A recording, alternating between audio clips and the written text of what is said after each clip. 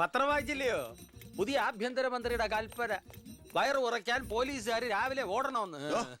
ഞാൻ പണ്ടേ ഓടാറുണ്ട്. എന്റെ കർത്താവേ, കുതിരയ്ക്ക് വെച്ച കഴുതയ്ക്കും ഉണ്ടോ? എന്റെ ഈശോയെ, ഞാൻ സാറിനല്ല ഉദ്ദേശിച്ച. ഓ, നല്ല മസില.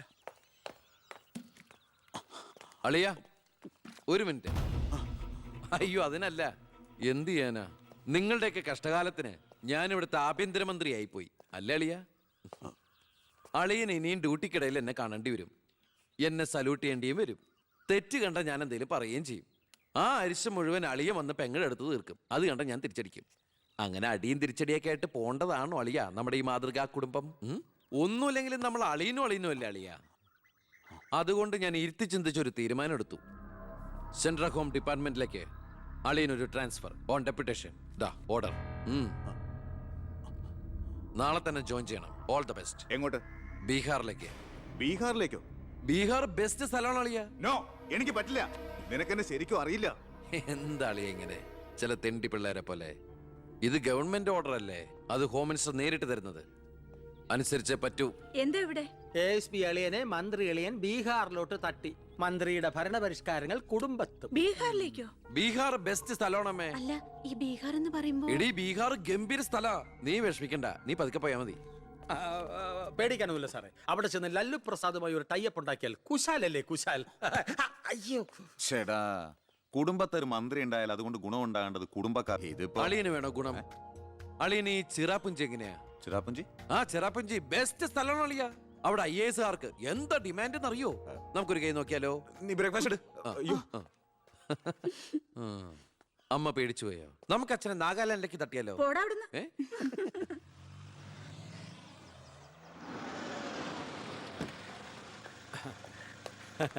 നമസ്കാരം. നമസ്കാരം. Good morning. Good morning. മനസ്സിലായില്ലേ? മേഴ്സി വർഗീസ്, ഇവിടുത്തെ ഫേമസ് പബ്ലിക് പ്രോസ്റ്റിറ്റ്യൂട്ടാ. പഴയ ജോലിയൊക്കെ നിർത്തി ഇപ്പൊ അച്ഛന്റെ കേസ് മാത്രമേ എടുക്കൂ. കൂടെ കയറിയങ്ങ് പോ. വൃത്തിയിട്ടവനെ, താനാ പറഞ്ഞതിന്റെ അർത്ഥം എനിക്കറിയോ? വേശ്യെന്നാ. മാഡം മാഡം മാഡം അറിയാതെ നാ ഒന്ന് പിഴച്ചു പോയതാണ്. മാഡം എന്റെ സ്വന്തം അമ്മയെ പോലെയാണ്, സ്വന്തം ഭാര്യയെ പോലെയാണ്, പെങ്ങളെ പോലെയാണെന്നാണ് ഞാൻ ഉദ്ദേശിച്ചത്. എന്താ ഇവിടെ ബഹളം? കയ്യും കബളും കൂടെ കൂട്ടിമുട്ടിയതാ. ഓ, ഈ കള്ളനായിരുന്നോ? ഞാൻ കള്ളനല്ല, കള്ളന് കഞ്ഞി വെച്ചു. സെക്യൂരിറ്റി, തൂക്കിയെടുത്ത് പുറത്താക്കണോ ഇവനെ? ഞാൻ ഉദ്ദേശിച്ചത് ഇയാൾ ഒന്നും ഉദ്ദേശിക്കണ്ട. മേലിൽ മുറ്റത്ത് കാലി കുത്തിപ്പോരുത്. ഞാൻ ഈ കാല് എന്റെ ഉദ്ദേശങ്ങളൊന്നും പഴയതുപോലെ ഫലിക്കുന്നില്ലല്ലോ. തെളിവുകളും സാക്ഷിമൊഴികളും അനുകൂലമാണെങ്കിൽ പിന്നെ ഒന്നും പേടിക്കാനില്ല. സെൽഫോൺ ഒരു പ്രധാനപ്പെട്ട തെളിവല്ല. അതിലേക്ക് ആർക്ക് വേണമെങ്കിലും വിളിക്കാം, തിരിച്ചും വിളിക്കാം. പക്ഷേ ശാലിയുടെ സാക്ഷിമൊഴി പ്രധാനമാണ്. അതിലൂടെ മാത്രമേ വെട്ടൂർ ശിവനും ഈ കൊലയും തമ്മിലുള്ള ബന്ധം വാദിഭാഗത്തിന് തെളിയിക്കാൻ പറ്റൂ. ഈ വെട്ടൂർ ശിവൻ നിരപരാധിയാണെങ്കിൽ അച്ഛനും നിരപരാധിയാണ് അല്ലേ മാഡം? അതെ. അപ്പോ എങ്ങനെയും ശാരിയുടെ മൊഴി നമുക്ക് അനുകൂലമാക്കണം. അച്ഛൻ ആ കുട്ടിയോടൊന്ന് സംസാരിച്ച. ഓ, ഇവിടുത്തെ പഴയ ബാല്യക്കാരുടെ മോളാ അവള്. ഇനി ഞാൻ അവളെ കാല് പിടിക്കണം എന്ന് പറഞ്ഞാ? അച്ഛാ, ഇപ്പൊ ആവശ്യം നമ്മുടെതാ. അവൾ അനുസരിക്കും. അതിനുള്ള തന്ത്രങ്ങളൊക്കെ അച്ഛൻ അറിഞ്ഞൂടെ?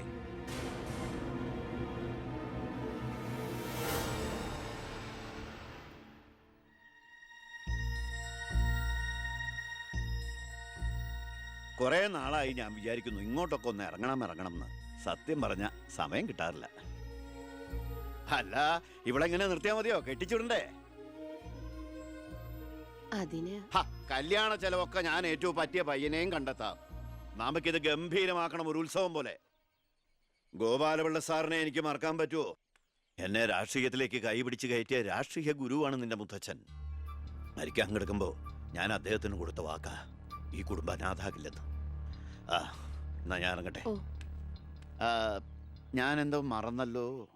മോളെ, പിന്നെ മോൾക്കറിയാമല്ലോ, നിരപരാധിയായ എന്നെ ഒരു കേസിൽപ്പെടുത്തിയ വിവരം. ആ പ്രതിക്കെതിരെയുള്ള മോളുടെ മൊഴി അതൊന്നും മാറ്റി പറയണം. ഞാൻ സത്യം പറയൂ. എന്റെ മുന്നിൽ വെച്ച് നടന്ന കൊലപാതകത്തിന് കൂട്ടു നിൽക്കാൻ എന്നെ കിട്ടില്ല. തെറ്റ് ചെയ്തവരാരായാലും അവർ ശിക്ഷിക്കപ്പെടണം. ഓ, കുറെ കാലം എന്റെ വീട്ടിൽ നിന്നല്ലേ തള്ളയും മോളും. ഉണ്ട ചോറിന് നന്ദി കാണിക്കാൻ പറ ദേവകിയമ്മ മോളോട്. അമ്മ പറയില്ല.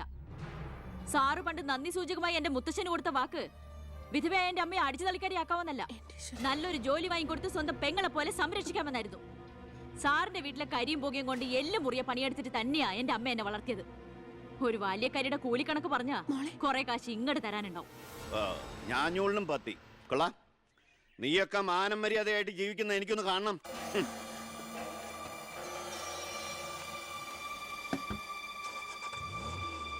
എടാ ഞാനാ. എന്താ അച്ഛാ? ഏയ് നടക്കില്ലടാ. ഇന്ന് അച്ഛൻ അവളുടെ അടുത്ത് പോയി, നാളെ അവൾ അച്ഛൻ്റെ അടുത്ത് വരണം. അച്ഛൻ സമാധാനമായിട്ടിരിക്കെ, ബാക്കിയൊക്കെ ഞാൻ നോക്കിക്കോളാം.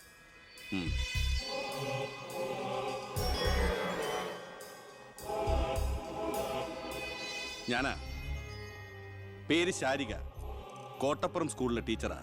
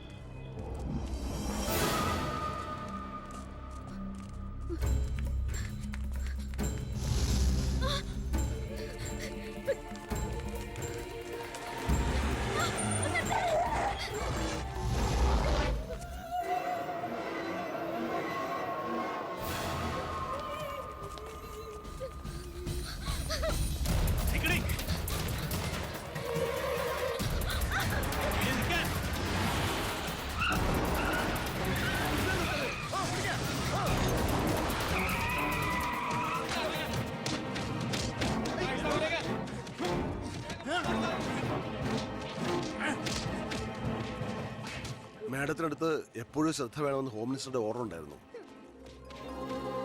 വരട്ടെ, പിടിച്ചു കയറ്റില്ല അതിനെ.